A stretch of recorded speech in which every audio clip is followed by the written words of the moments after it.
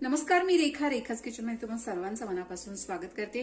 रोज तेच तेच खाऊन कंटाळा आला असेल तर अशा प्रकारे तुम्ही सोया किंवा नक्की ट्राय करू शकता. खायला खूप टेस्टी, बनवायला अगदी सोपा आहे, प्रोटीनयुक्त आहे, त्यामुळे पोटही भरतं आणि पोषणही मिळतं.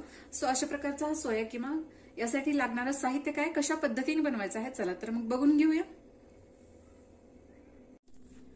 सो यासाठी आपल्याला लागणार आहेत 100 ग्रॅम सोया चंक्स. तर मी इथे गरम पाण्यामध्ये 10 मिनिटं सोक करून अशा पद्धतीने चॉपरमध्ये बारीक करून घेतलेले आहेत. 2 मोठे कांदे बारीक कापून घ्यायचे आहेत. त्याचप्रमाणे 1 टोमॅटो, जिरे पावडर, गरम मसाला, धणे पावडर, हळद, आलं लसूण, कोथिंबीर याचं वाटण आहे.